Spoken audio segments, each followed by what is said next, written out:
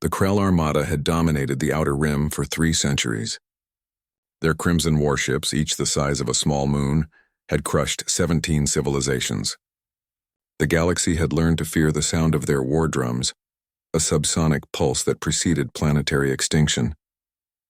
Commander Jakar stood on the bridge of the Bloodfang, his flagship watching the Terran colony of New Haven burn. The humans had been warned. They had been given the same ultimatum as countless species before them: surrender or perish. Like fools, they had chosen defiance.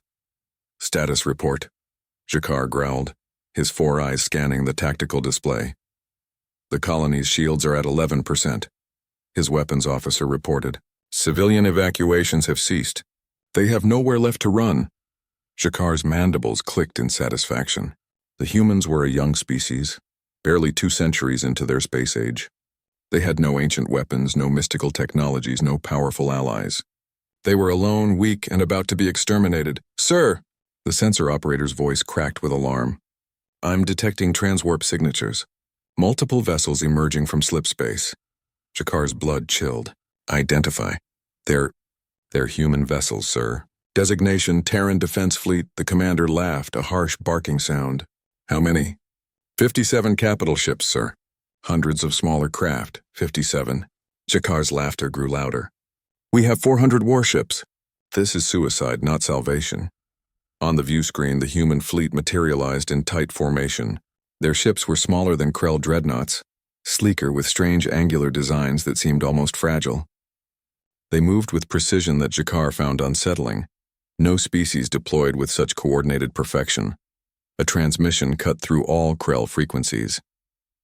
The image showed a human female, her face hard as starship armor, her eyes containing something Jakar didn't recognize. This is Admiral Sarah Chen of the Terran Defense Fleet, she said, her voice eerily calm. You are in violation of 37 interstellar treaties.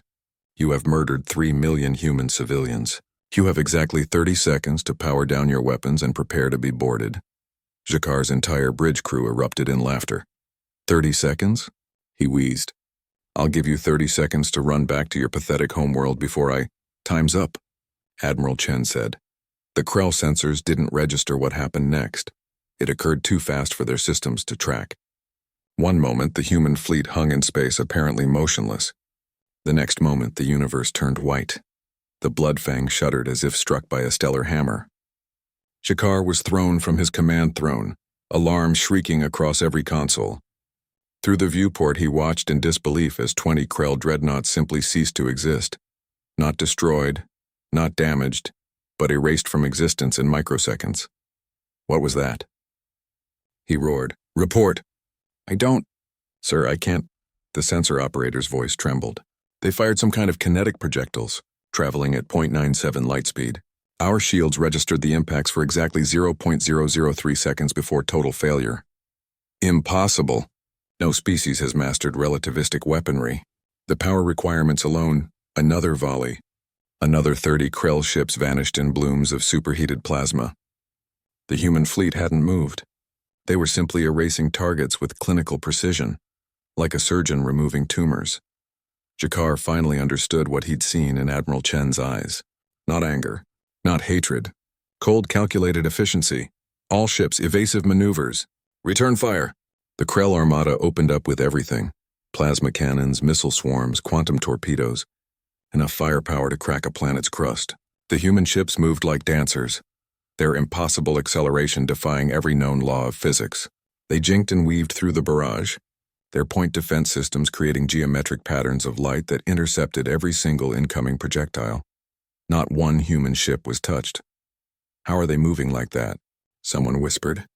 The G-forces alone should liquefy their crews. Jakar understood too late. The humans hadn't just mastered space warfare. They'd mastered inertial dampening on a level that made Krell technology look like stone tools. Their ships could accelerate at hundreds of gravities without harming their crews. Another human volley. 50 more Krell ships atomized. Retreat! Jakar screamed. All ships emergency jump. Sir, they're jamming our slipspace drives. We can't... The Bloodfang lurched as something impacted its port side. Not a weapon, a ship. A human frigate had accelerated to ramming speed and struck with surgical precision. crippling the flagship's main engines without destroying it. Admiral Chen's face reappeared on every screen. Commander Zakar, your war is over. In the last 90 seconds, you've lost 217 ships. My fleet hasn't suffered a scratch. You will power down immediately, or the next volley will be your last. Zakar looked at his tactical display. It was carnage. The legendary Krell Armada, terror of the galaxy, had been reduced to wreckage in less time than it took to brew Terran coffee.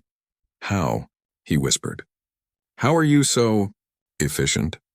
Chen's expression didn't change. You've spent 3 centuries conquering peaceful civilizations. We spent 3 centuries fighting each other. We've perfected warfare in ways you can't imagine. Every human combat doctrine is written in the blood of our own wars. We know violence, Commander. We've made it an art form. She leaned forward. Now you understand why every other species was so terrified when we reached the stars. We don't fight for glory or conquest. We fight to win, and we're very, very good at it. Zakar's hands moved to the surrender controls. Around him, the remaining Krell ships were powering down, their commanders realizing the futility of resistance. The galaxy would learn a new lesson today. Humanity had arrived, and they had brought hell with them, packaged in efficient, precise, devastating packages of controlled fury.